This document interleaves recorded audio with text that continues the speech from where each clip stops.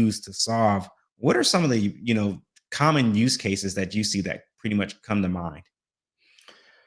Yeah, I think that there is a number. One certainly is the summarization of documents. That is, I think, a very powerful use case currently because humans certainly capable of doing that work, but it's time consuming for us.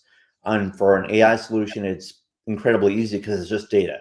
It's just a lot of data, and they can just quickly review it and summarize it for you. So that is number one.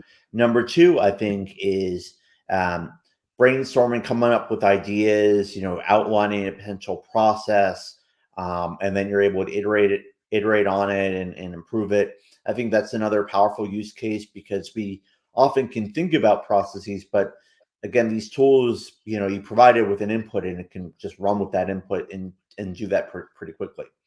I also think that certainly, reviewing information and or providing analysis of such information can be pretty useful as well. Whether it is a text document, a bunch of data, or what have you, that's definitely, I think, a powerful use case.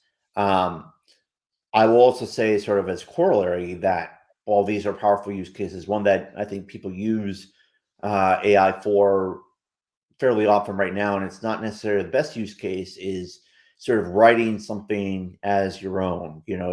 Because these tools are very structured, it tends to write in a very structured, very predictable way, which doesn't necessarily reflect your writing style. So while it's great at creating like a draft of something, it's not necessarily great at creating the final draft of something. So I think that's important to keep in mind.